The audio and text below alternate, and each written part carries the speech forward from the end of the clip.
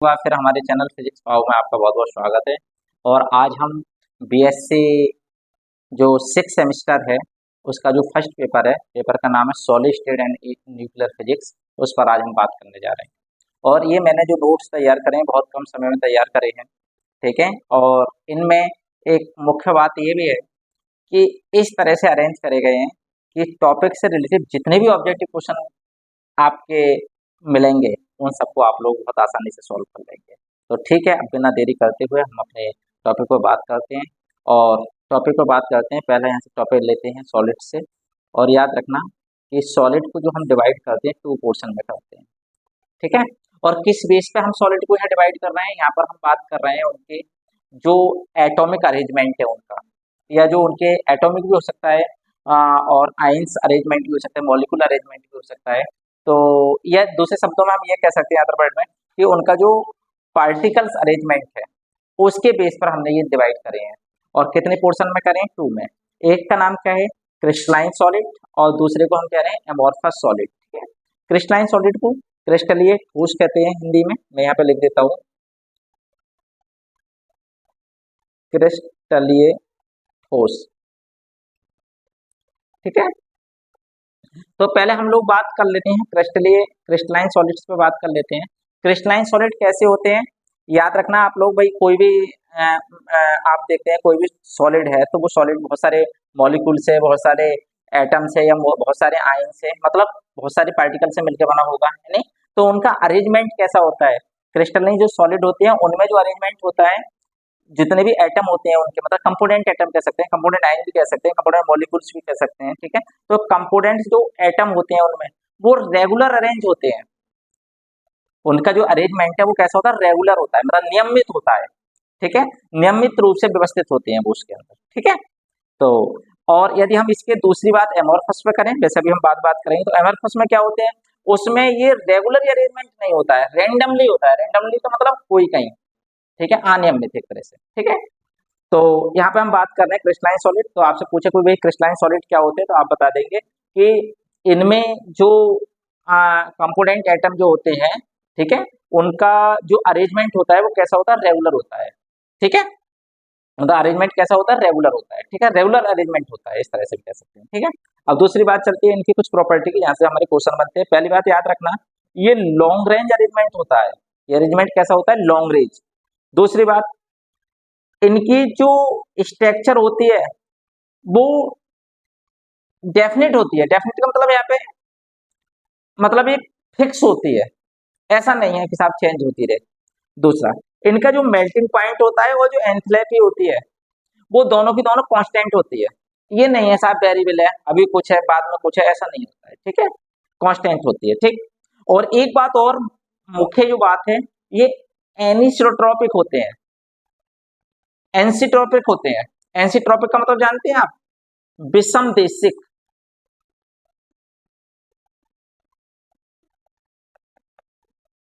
विषमदेशिक क्या होते हैं? याद रखना, ये पूछ लिया जाता है, कभी कभी पूछ लिया जाता है विषमदेशिक क्या होते हैं। विषमदेशिक ऐसे सब्सटेंस होते हैं, ऐसे पदार्थ होते हैं, ऐसे सॉलिड होते हैं कि जिनकी प्रॉपर्टी डिफरेंट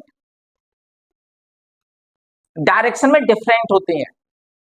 मतलब यदि कोई सॉलिड है, उसकी हम एक्स एक्स पे देख रहे हैं तो अलग तरह की कंडीशन बनेगी, वाई पर अलग की बनेगी और जेड पर अलग बनेगी। मतलब उनकी प्रॉपर्टी चेंज हो जाती है डायरेक्शन के साथ साथ। जिनकी प्रॉपर्टी चेंज हो जाती है ऐसे सॉलिड को हम कहते हैं एंसीट्रोपिक सॉलिड, विषमदेशिक ठोस कहते हैं।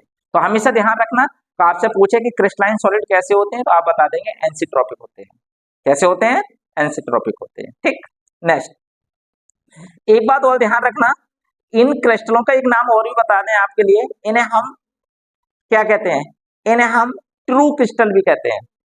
ट्रू क्रिस्टल सॉलिड, क्या कहते हैं इन्हें? True crystal solid. कोई आपसे पूछे तो क्या बताएंगे आप? कोई पूछने लगे भाई ट्रू क्रिस्टल सॉलिड कौन से होते हैं, तो आप बता देंगे जो क्रिस्टलाइन सॉलिड होते हैं, क्रिस्टल ये जो ठोस होते हैं, ठीक है।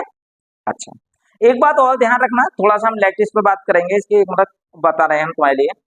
कुछ सॉलिड में 2 डायमेंशनल अरेंजमेंट होता है, जैसे आपका ग्रेफाइट है, चीनी है, ठीक है, और भी जो साल्ट है।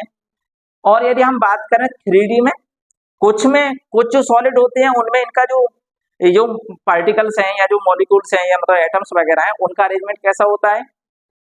उनका अरेंजमेंट 3D होता है। तो जिन कुछ का अरेंजमेंट कैसा होता है? 3D होता है। और जिनमें 3D अरेंजमेंट होता है इनका, उसे हम क्रिस्टल लैटिस कहते हैं। वो अरेंजमेंट को क्रिस्टल लैटिस कहते हैं। जैसे सिल्वर है, कॉपर है, ठीक है, ये सब है। और याद और रखना कि जैसे ये है आपका सोडियम क्लोराइड है, पोटेशियम नाइट्रेट है, ठीक, और आपका सल्फाइड है, क्वार्टज है, ये सब क्या है? क्रिस्टलाइन सॉलिड है, ठीक। आपसे पूछ नहीं सकता है, मैं तो मेरी बात समझने की कोशिश करूं, मैं ये समझाना चाह रहा हूं कि कुछ सॉलिड में 2 डायमेंशन अरेंजमेंट होता है, जैसे ग्रेफाइट है, चीनी है, लवण है, और कुछ में क्या होता है? ये 3D अरेंजमेंट होता है एटम्स वगैरह का। बात समझ में आई? तो वो जो 3D वाला अरेंजमेंट होता है उसको हम क्रिस्टल लैटिस कहते हैं। क्या कहते हैं? Crystal lattice. 3D अरेंजमेंट को हम क्रिस्टल लैटिस भी कह देते हैं, ठीक है, ओके। नेक्स्ट, अब हम बात करते हैं, जैसा अभी हमने बताई थी भाई 2 प्रकार के होते हैं, एक कौन से होते हैं आपके क्रिस्टलीन होते हैं और दूसरे एमोर्फस सॉलिड होते हैं।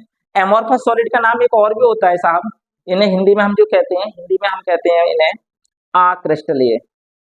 ये यहाँ पे लिख देते हैं, वहां पे नहीं लिखा जा रहा है, अक्रिस्टलीय, अक्रिस्टलीय ठोस। क्या कहते हैं इन्हें? अक्रिस्टलीय ठोस। और इनमें पूछे भाई ये क्या होते हैं, तो आप बता दें कि इनमें जो कंपोनेंट एटम होते हैं वो रैंडमली अरेंज होते हैं। रैंडमली का मतलब अनियमित, एक तरह से, मतलब यदच्छा से, कोई कहीं इस तरह से अरेंजमेंट होते हैं। और दूसरी बात एक और ध्यान रखना, इनमें शॉर्ट रेंज अरेंजमेंट होता है, शॉर्ट रेंज अरेंजमेंट, जबकि हमने आपने देखा क्रिस्टलाइन सॉलिड में क्या था? लॉन्ग लॉन्ग रेंज अरेंजमेंट था। इनमें कैसा होता है? शॉर्ट रेंज अरेंजमेंट होता है, ठीक। नेक्स्ट, इनकी शेप जो होती है इनडेफिनिट होती है, निश्चित नहीं होती है, अनिश्चित होती है। बात समझ में आई बात? और इनकी कोई परमानेंट शेप भी नहीं होती है, ठीक है। नेक्स्ट, इनका मेल्टिंग पॉइंट और एंथैल्पी वो भी निश्चित नहीं होती है, वो भी कांस्टेंट नहीं होती है, वो भी चेंज होती रहती है। और एक बात और ध्यान रखें, ये जो इनका जो दूसरा नाम है, जैसे अभी हम लोगों ने बताया था इन्हें ट्रू क्रिस्टल सॉलिड कहते हैं, ऐसे इन्हें जो हम कहते हैं इन्हें सुपर पोलिड लिक्विड या सूडो लिक्विड सॉलिड भी कहते हैं। सूडो लिक्विड मतलब सूडोमन क्या होता है? आभासी, छदम, एक तरह से झूठा, ठीक है। तो सूडो लिक्विड सॉलिड भी कहते हैं इन्हें। बस में हमारी बात। और ये कैसे होते हैं? ये आइसोट्रॉपिक होते हैं, जैसा अभी मैंने बताई थी, ये कैसे होते हैं? एंसोट्रॉपिक होते हैं, और तो ये कैसे होते हैं? आइसोट्रॉपिक होते हैं। आइसोट्रॉपिक क्या होते हैं? आइसोट्रॉपिक ऐसे सॉलिड होते हैं जिनकी किसी भी डायरेक्शन में आप चले जाएं परंतु प्रॉपर्टीज सेम होंगी, कैरेक्टरिस्टिक सेम होंगे, गुण उनके समान होंगे किसी भी डायरेक्शन में जाने पर। जबकि एंसीट्रॉपिक में अलग अलग डायरेक्शन में क्या होंगे? अलग अलग प्रॉपर्टीज होंगी, ठीक। इनके यदि एग्जाम्पल बात करें, कोई पूछे आपसे कि भाई एमोर्फस सॉलिड कौन से होते हैं, तो आप बता देंगे भाई कि मक्खन है, कांच है, रबड़ है, प्लास्टिक है, ये सब क्या चीज है? समझ गए होगे आप, ये सब के सब एमोर्फस सॉलिड है, ठीक है। नेक्स्ट, अब बात करते हैं लैटिस क्या होते हैं। लोग पूछते हैं भाई लैटिस क्या होते हैं, जबकि अभी मैंने बताई थी क्रिस्टल लैटिस क्या है, मतलब जो अरेंजमेंट जो है, वास्तव में ये मान के चलो जो एटम्स का जो अरेंजमेंट है, जो व्यवस्था बन गई, जो खाका तैयार हो गया, यदि मूल भाषा में कहें, ठीक है, उसी के लिए हम क्या कहते हैं? लैटिस कहते हैं। तो मैं यहाँ पे बात बताता हूँ, ये सॉलिड में उसके कंपोनेंट एटम के ज्योमेट्रिकल अरेंजमेंट को बताता है, जो ज्योमेट्रिकल अरेंजमेंट है उसे रिप्रेजेंट करते हैं लैटिस, ठीक है।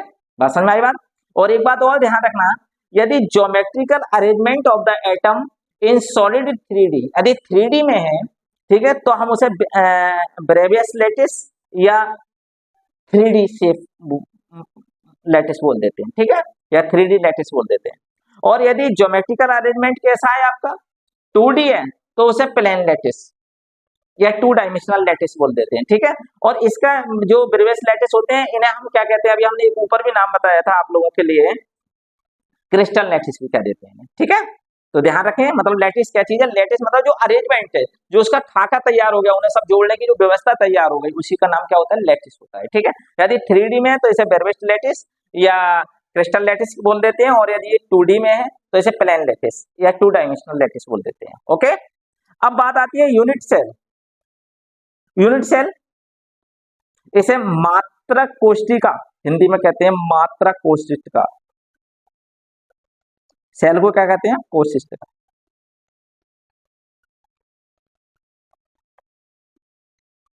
ठीक है, तो ये मात्रक कोशिका या एकांक कोशिका,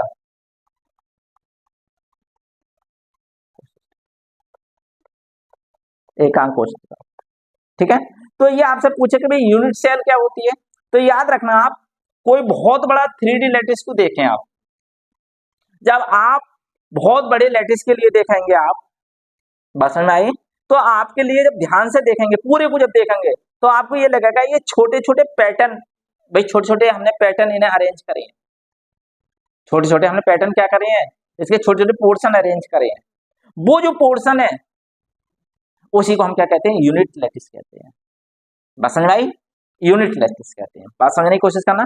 और याद रखना यूनिट लैटिस का वॉल्यूम का सूत्र फार्मूला आ जाता है, तो यूनिट का वॉल्यूम का जो फार्मूला होता है वो ये होता है A dot B cross C।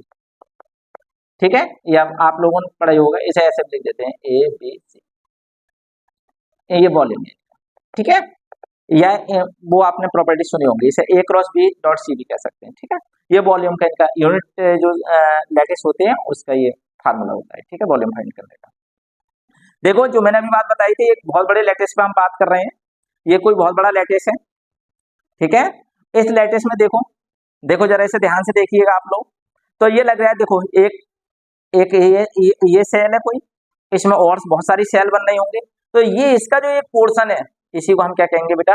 एकांक सेल, इकाई सेल भी कहते हैं इसे, इंग्लिश में क्या कहते हैं? Unit cell. दिखाई दे गई? ये यूनिट सेल है, ये यूनिट सेल है भाई। इस तरह की तो रिपीट हो रही है इसमें बहुत सारी सेल, तभी तो ये पूरा क्रिस्टल लैटिस तैयार हो रहा है। ओके, तो मेरे हिसाब से बात समझ में आनी चाहिए कि यूनिट सेल क्या चीज है, मतलब यूनिट सेल एक तरह का उसका पोर्शन है। नेक्स्ट अब आता है primitive cell, primitive lattice. Primitive lattice cell क्या होती है? या इसे हम कहते हैं आग्र कोशिका, आग्र कोशिका। क्या होती है भाई?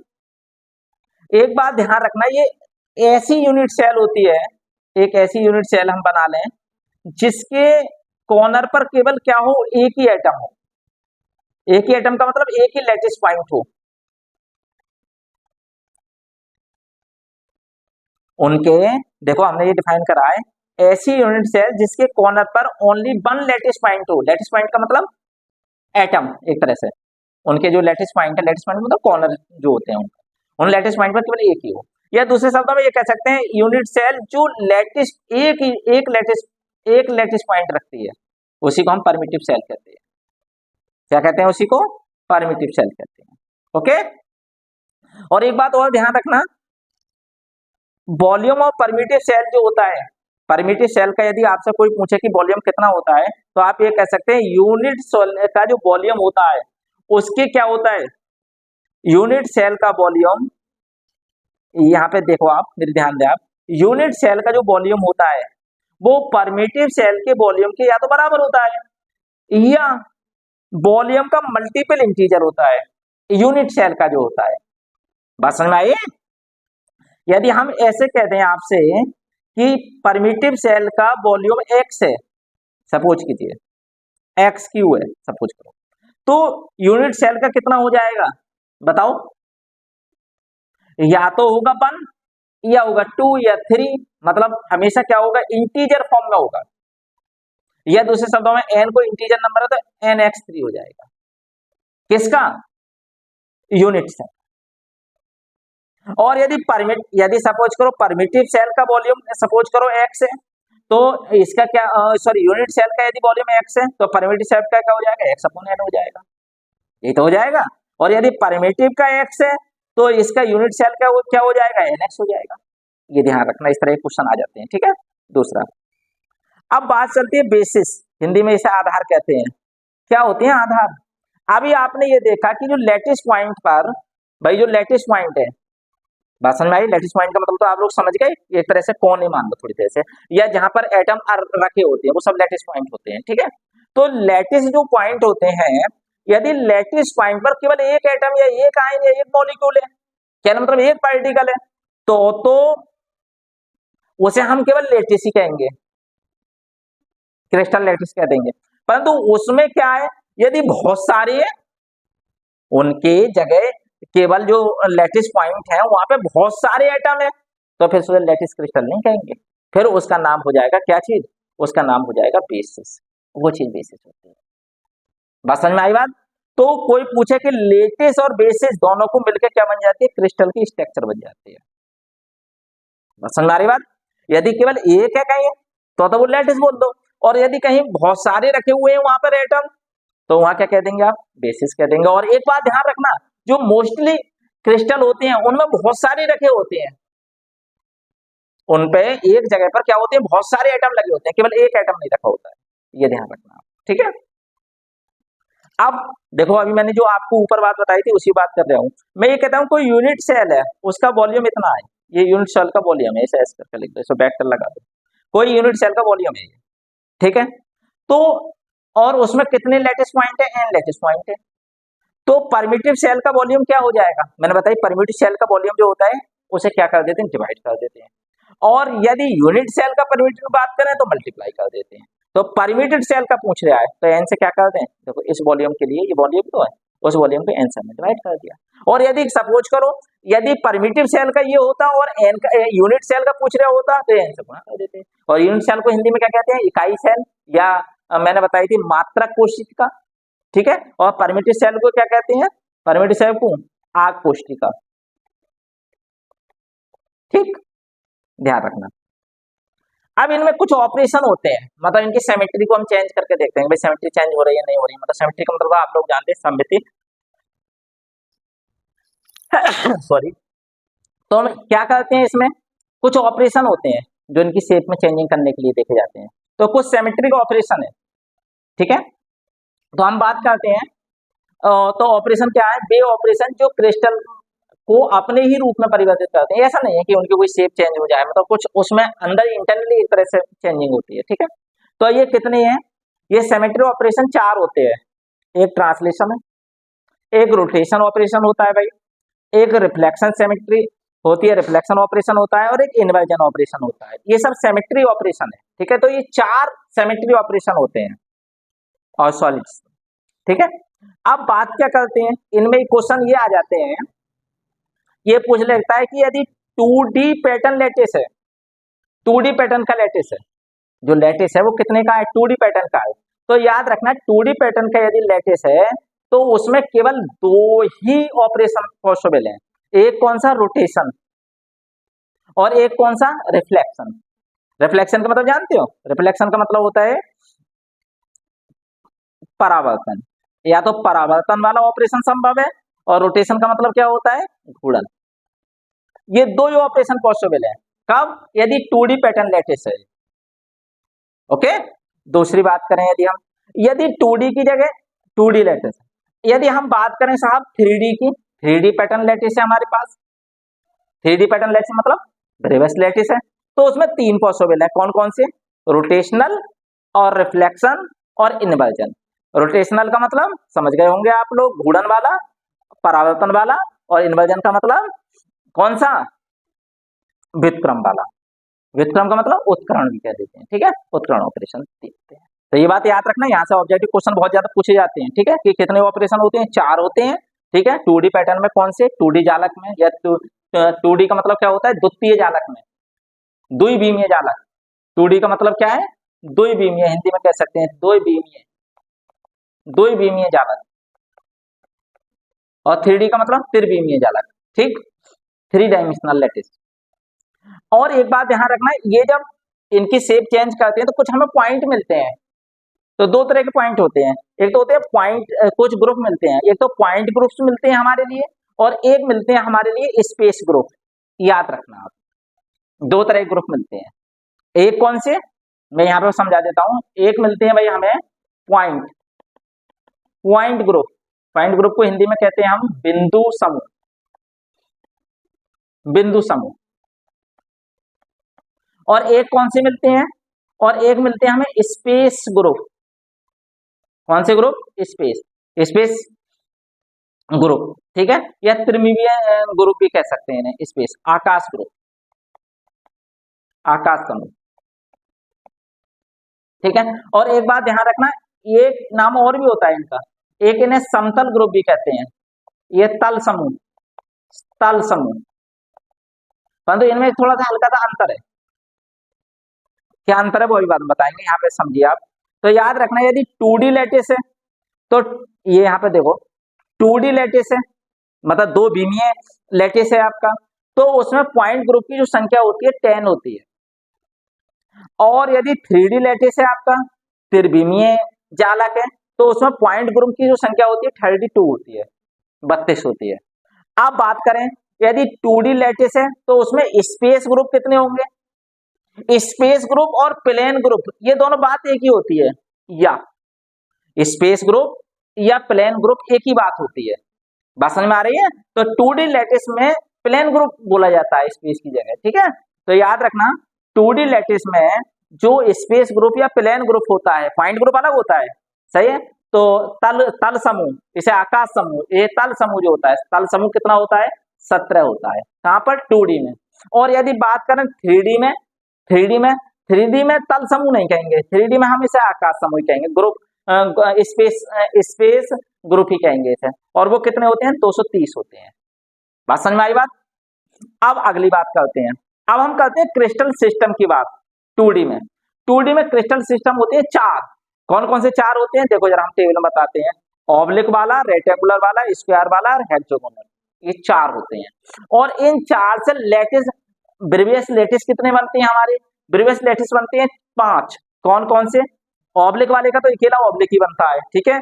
और इसके 2 बनते हैं, एक रेक्टेंगुलर परमिटिव बनता है और रेक्टेंगुलर इसका सेंट्राइड बनता है। स्क्वायर वाले का भी बेचारे का एक ही बनता है और हेक्सागोनल वाले का भी एक ही लैटिस बनता है, ठीक है।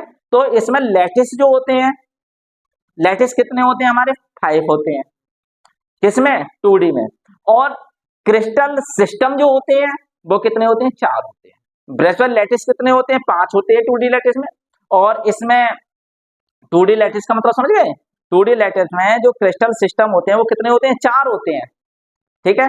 और इसमें कितने होते हैं 2D में, मतलब द्विविमीय से, और इसमें मतलब वो 2D जो हमारा सिस्टम है, 2D सिस्टम में ब्रेवियस लैटिस की संख्या कितनी हो जाती है, वो 5 होती है, ठीक है।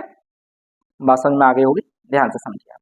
नेक्स्ट, अब बात करते हैं हम लोग 3D में बात करें तो 3D में ये होते हैं, जरा पहले समझ लो फिर टेबल में समझाएंगे। इसमें नंबर ऑफ क्रिस्टल सिस्टम जो होते हैं, क्रिस्टल सिस्टम 7 होते हैं, देखो मैं गिनवाऊं आपके लिए। एक ये होता है क्यूबिक वाला, 1 2 3 4 5 6 7, ठीक है। ये जरा मैं 1 मिनट में दिखा देता हूँ, ठीक, हाँ जी। तो ये 7 होते हैं, 7 तो बन गए सिस्टम, क्रिस्टल निकाय बन गए, ठीक। 3D लैटिस में बात करें 7 होते हैं। और यदि इसमें ब्रेवियस लैटिस देखें हम, तो ब्रेवियस लैटिस जो होते हैं 3D सिस्टम में वो 14 होते हैं, देखो आप गिनो, 1 2 3 4 5 6 7 8 9 10 11 12 13 14, ये 14 होते हैं। बात समझ में आई बात।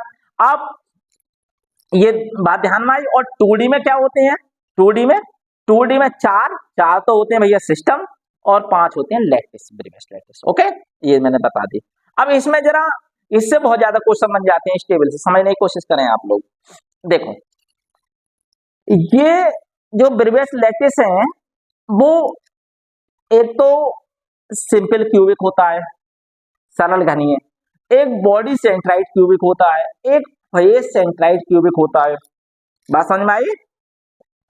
इस तरह से ये बहुत सारे होते हैं, एक सिंपल ऑर्थोगोनल होता है, एक बॉडी सेंट्राइड ऑर्थोगोनल होता है, ठीक है, एक मोनोक्लोनिक होते हैं, इस तरह के बहुत सारे होते हैं।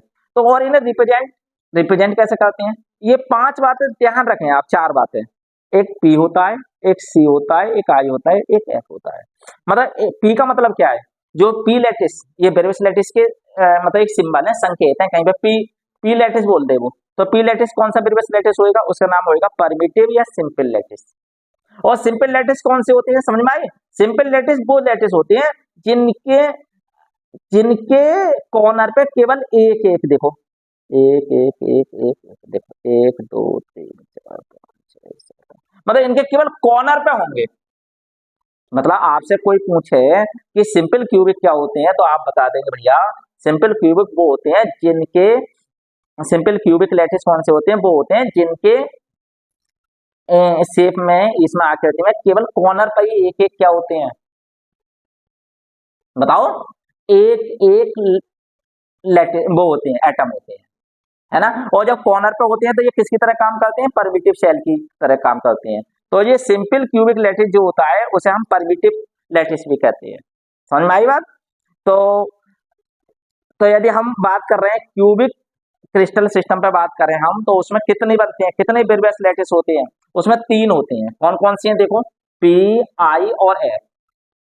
पी, आई और एफ, ये कई बार पूछ लिया जाता है कि भाई क्यूबिक जो हमारा वो है सिस्टम है उसमें कौन कौन से लैटिस होंगे, या क्यूबिक जो हमारा क्रिस्टल है उसमें कौन कौन से बिरबेस लैटिस होंगे। तो आप बताएंगे पी, आई और एफ। तो पी का तो मतलब समझ गए, पी को हम क्या कहते हैं? सिंपल क्यूबिक कहते हैं या परमिटिव क्यूबिक कहते हैं, लैटिस कहते हैं, क्यूबिक लैटिस शब्द और होता है ना इनमें, ठीक है। तो एक बात समझ में आई, कौन सा? पी का मतलब सिंपल क्यूबिक, सिंपल क्यूबिक का परमिटिव क्यूबिक। और परमिटिव क्यूबिक कैसे बने होते हैं कि उनके जो कॉर्नर है उन पर ही केवल एटम होंगे। बात समझ में आई बात? अब दूसरा आता है आपके बाद पी के बाद सी। सी क्या होता है? इसे साइड सेंट्राइड या फिर बेस सेंट्राइड कहते हैं, या तो इसे क्या कहते हैं? केंद्रित। सेंट्राइड का मतलब होता है केंद्रित, साइड का मतलब साइड में, साइड का मतलब तरफ, ठीक है। या फिर आधार सेंट्राइड, बेस सेंट्राइड का मतलब आधार सेंट्राइड। इसमें क्या होता है? इसमें चारों कोनों पर तो होंगे ही, कॉर्नर पे तो एक एक वो होंगे एटम आपके, उसके साथ साथ जो फेस हैं, केवल 2 फेस, आमने सामने के जो फेस हैं उन पे और क्या होंगे? एटम होंगे। देखो उनके बीच में, देखो ये, इसके आगे पीछे 2 और होंगे, ठीक है। बस समझ में आई? दूसरे, अब आता है बॉडी सेंट्राइड क्या होते हैं? आई, आई वो मैंने गलत दिखा दिया, ये नहीं था वो, ये बॉडी सेंट्राइड है। बॉडी सेंट्राइड क्या होते हैं? उनमें चारों कोनों के साथ साथ एक बीच में होता है, मतलब सेंटर पे होता है। जैसे ये देखो चारों कोनों पे दिखाई दे रहे हैं लाल लाल, देखो ये आई है। आई का मतलब बॉडी सेंट्राइड क्यूबिक, ठीक है। हिंदी इनकी इसमें लिख रही है, टेबल में आप देख लेना, ठीक। बॉडी सेंट्राइड, तो बॉडी सेंट्राइड को किससे लिखते हैं हम? बॉडी सेंट्राइड को आई से लिखते हैं, ठीक। अब तीसरा क्या आता है? तीसरा आता है फेस सेंट्राइड। फेस सेंट्राइड में क्या होता है भाई? फेस सेंट्राइड में ये होता है मेरे भाई कि कोनों पे तो होंगे, उसके अलावा 6 फेस होते हैं। भाई किसी क्यूब के कितने फेस होते हैं? कॉर्नर कितने होते हैं कि आप लोग जानते हैं, क्यूब, क्यूब का मतलब घन, घन के कितने कोने होते हैं? 8। और सतह कितनी होती है? सतह का मतलब फेस कितने होते हैं उसके भाई? 6। तो 6 पे, 6 के बिल्कुल बीच में 6 फेस पे होंगे, और कहाँ होंगे? उनके कॉर्नर पे होंगे। वो क्या बोले जाते हैं? फेस सेंट्राइड बोले जाते हैं। और बॉडी सेंट्राइड क्या होते हैं? बॉडी सेंट्राइड वो होते हैं भाई, उसे आई से लिखते हैं हम, जिनके 2 फेस पे हों और बचे कच्चे कॉर्नरों पे हों, उसे आई से लिखते हैं। और तीसरे साइड सेंट्राइड या बेस सेंट्राइड। बेस सेंट्राइड वो होते हैं जिनके साथ कॉर्नर पे तो है ही, उसके साथ साथ 2 फेसों पे होंगे, केवल 2 फेसों पर, कोई से 2 फेसों पर, ठीक है। तो वो सेंट्राइड वाले होते हैं। तो ये पूछा जाता है भाई कि क्यूबिक सॉलिड में कौन कौन से होते हैं, कौन कौन से वेरिएबल्स लैटिस होते हैं, तो आप बताएंगे पी, आई और एफ। पी का मतलब जान गए, आई का मतलब जान गए, एफ का मतलब जान गए आप लोग, ठीक है। ऐसे ही ये दूसरे होते हैं टेट्रागोनल। जैसे ही क्यूबिक सिस्टम है, ऐसे ही टेट्रागोनल सिस्टम होता है। टेट्रागोनल में और इनके एंगल भी पूछ लिए जाते हैं, तो एक बार टेबल बना के आप लोग इन्हें देखिएगा। इसमें क्या होता है? पी और आई होता है केवल, और 4 जो होते हैं सबसे ज्यादा वो इसमें होते हैं ऑर्थोरोमिक्स में। ऑर्थोरोमिक जो होता है इसे विषम आलक्ष्य भी कहते हैं। ऑर्थोरोमिक में चारों के चारों होते हैं, पी भी, आई भी, एफ भी और सी भी होते हैं, ठीक है। और 3 जो होते हैं क्यूबिक में होते हैं, ठीक। तो इनकी इस तरह से हमें ये पूरी टेबल ध्यान करनी है, कई बार करेंगे तो हो जाएगा। अब बात आती है next, Miller index. Miller index क्या होते हैं? इन्हें मिलर संसूचक भी कहते हैं। इन्हें क्या कहते हैं हम? मिलर सूचांक। मिलर इंडेक्स की हिंदी होती है, यहां लिख देता हूं मैं, मिलर सूचांक। मिलर सूचांक, ये मिलर सूचांक होते हैं। मिलर सूचांक क्या होते हैं? मिलर सूचांक की सहायता से भाई जितने भी, यहाँ एक वर्ड रह गया है, मिलर सूचांक की सहायता से क्या होता है? जो आपके लैटिस हैं, लैटिस प्लेन है भाई, लैटिस के जो प्लेन है वो लैटिस प्लेन, लैटिस प्लेन मतलब जालक तल, हिंदी में क्या बन जाएगी भाई? जालक तल। जालक तल की पोजीशन के बारे में पता चल जाती है। और उनकी आकृति के बारे में भी पता चल जाती है, उनके ओरिएंटेशन के बारे में भी पता चल जाती है। ओरिएंटेशन मतलब उनकी मतलब किस तरह से उनका अभिविन्यास किस तरह का है, उनकी आकृति किस तरह की है। पोजीशन मतलब किस जगह है वो, कौन, जो उसके अंदर लैटिस प्लेन जो है वो कहां पर है।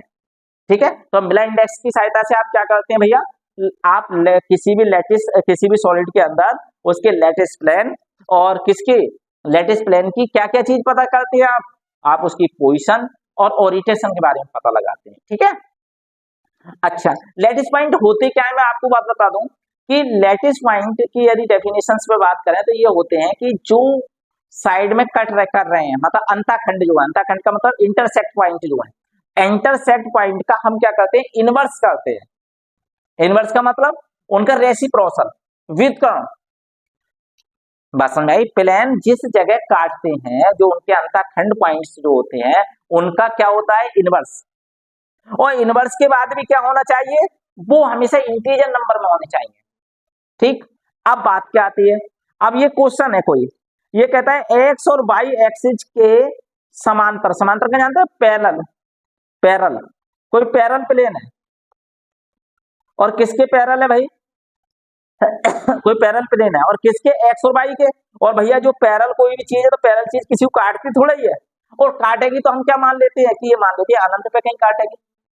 तो क्या बन गए इसके लिए, पी क्यू और आर ये लेके चलते हैं हम, पी क्यू आर स्मॉल लेके चलते हैं इस कायदे में, ऐसे लिखो ए पी क्यू आर।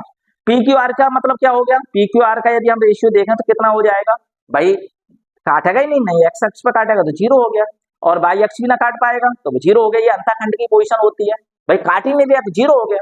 और आर, आर मतलब कुछ ना कुछ होगी, इसकी वैल्यू 1 मान ली हमने भाई, क्योंकि दो ही के तो है, तीसरे के थोड़े, तीसरे पे तो काट ही दिया होगा, तो ये 1 मान ली। अब हमें क्या करना है, इनके मिलर इंडेक्स फाइंड करनी है। तो मिलर इंडेक्स कैसे फाइंड करें, हमने बताई कि पहले इसका उल्टा कर दो, पी क्यू और इनका इनवर्स, जब इनका इनवर्स कराया तो भैया इनका भी इनवर्स करेंगे। नहीं सॉरी, एक बात याद रखना, पी क्यू आर जो है, पी क्यू आर काट ही नहीं रहे हैं, काट ही नहीं रहे हैं का मतलब कहाँ काट रहे होंगे, ये मान लेते हैं हम अनंत पे काट रहे होंगे, अनंत आ गया इनका। ठीक है, और इसका उल्टा क्या, अब चूंकि हमें मिलर इंडेक्स फाइंड करनी है, तो मिलर इंडेक्स भाई ये तो अंतःखंड हो गए, इनके अंतःखंड कहाँ हो गए, अनंत पे कहीं जाके काट रहे होंगे, अनंत पे कहीं बन रहे होंगे, तो क्या हो गया, पी की वैल्यू इन्फिनिटी, ये भी क्यू की भी इन्फिनिटी हो गई, बन आर मतलब जेड वाला जो है कहीं ना कहीं काट रहे होंगे। अब इनके उल्टे कर दिए तो 1 इन्फिनिटी, 1 इन्फिनिटी और 1 अब 1 इन्फिनिटी कितना होता है, जीरो, जीरो, और ये कितना हो गया 1। तो इसके जो हो गए एक्स और वाई के यदि समांतर कहीं पर समांतर प्लेन है तो उसके मिलर इंडेक्स बात करें तो कितने हो जाएंगे, 0 0 0 1 ये हो जाएंगे। और इन्हें क्या कहते हैं पता है, 1/q को हम कहते हैं HKL। HKL ही क्या होते हैं, यही मिलर इंडेक्स होते हैं। मिलर इंडेक्स को जो हम रिप्रेजेंट करते हैं HKL से करते हैं। बात समझ में आ गई बात। अब मेरी एक बात और मैं समझाना चाह रहा हूं, ठीक है। दूसरा, यदि वैसे भी डायरेक्टली यदि वो आपसे ये कहने लगे कि x by x x Z है, मानो एक्स जेड के समांतर है, तो एक्स जेड के समांतर क्या हो जाएंगे बताओ, एक्स जेड के समांतर तो बाई जो होगा, बाई को तो कहीं ना कहीं से इंटरसेक्ट कर रहा होगा, तो जो इंटरसेक्ट कर रहा है उसकी वैल्यू 1 हो गई, और बची कुची क्या हो जाएगी, 0 हो जाएगी। तो हम डायरेक्टली इस तरह से भी हम कहीं ऑब्जेक्टिव आए तो उसे हम इस तरह से कर सकते हैं। ठीक है, तो ये मिलर इंडेक्स के बारे में हमारी बात हो गई। अब हम बात कर रहे हैं एक और है मिलर इंडेक्स फाइंड करने का, एक और है क्वेश्चन, वो क्या कह रहा है, ये प्लेन है और प्लेन की 3 एक्सिस 1 2 3 को काटता है, तो ये किसकी वैल्यू हो गई, जिन्हें जो मैंने बताई इंटरसेक्ट पॉइंट की जो वैल्यू होती है पी क्यू आर की होती है, P Q R. P Q R की वैल्यू कितनी दिखाई दे रही है यहाँ पे 1:2:3 ये हो गई। इनका उल्टा करें, इनवर्स करें इनका, तो 1/q 1/q 1/q, ये कितना आ जाएगा भाई, ये आ जाएगा 1/1 1/2 1/3 ये आ जाएगा। अब क्या काम करें हम, बोलो। अब हमें क्या करना है, ये इंटीजर फॉर्म में करना है, क्योंकि ये हम इसके वैसे नहीं ले सकते, इसके रेशियो फॉर्म में नहीं ले सकते, तो क्या हो जाएगा, इनका एलसीएम कितना आ गया, 6 आ गया, तो 6 से मल्टीप्लाई कर दो, तो ये 6, ये कितना हो जाएगा, जब 6 से मल्टीप्लाई करेंगे 3, और ये कितना हो जाएगा 2, हो जाएगा नहीं हो जाएगा बताइए, बोलो। ये 1/q, और 1/PQ इसी को हम क्या कह देते हैं, HKL। ये मिलर इंडेक्स आ गए, कितने आ गए, 6, 3, 2, इनका जो उल्टा होता है। ठीक है, तो इस तरह से हम मिलर इंडेक्स फाइंड कर सकते हैं। भाई जो इंटरसेक्ट पॉइंट है उन्हें आप लिख दीजिए, उनका जस्ट उल्टा कर दीजिए, उल्टा मतलब व्युत्क्रम कर दीजिए, उनका इनवर्सली प्रोपोर्शनल कर दीजिए उन्हें, तो उनका उल्टा कर दिया। उल्टा करने के बाद हम ये काम करेंगे कि वो चीज फ्रैक्शन में नहीं रहनी चाहिए, उसे बिना फ्रैक्शन के बनानी है। बिना फ्रैक्शन के बनाने के बाद जो उल्टी चीज है वो क्या होती है, मिलर इंडेक्स होती है। तो इस तरह से आप लोग और ट्राई करिए, और इसके बाद ही हो सकता है मैं आज रात को भी एक वीडियो आपको दूसरी भेजूं। और मुझे लगता है कि आप इस वीडियो को देखने के बाद अपनी डायरी में अच्छी तरीके से नोट्स बनाइए, और मुझे लगता है और फिर उसके बाद कोई क्वेश्चन पेपर वगैरह आप सॉल्व करिए, आपके लिए बहुत ज़्यादा बेनिफिट मिलेगा। इसके बाद कुछ और भी अच्छी तरीके से मैं और वीडियो लेकर आपके सामने आऊँगा। और इस वीडियो बनाने में हमारे कुछ स्टूडेंट हैं पुराने, उनका बहुत बहुत ज़्यादा सहयोग है। जैसे हमारी प्रियांशी शर्मा है, और हमारा एक स्टूडेंट है विकास यादव, इनका बहुत बहुत योगदान है। तो सभी का बहुत बहुत धन्यवाद, बहुत बहुत आभार।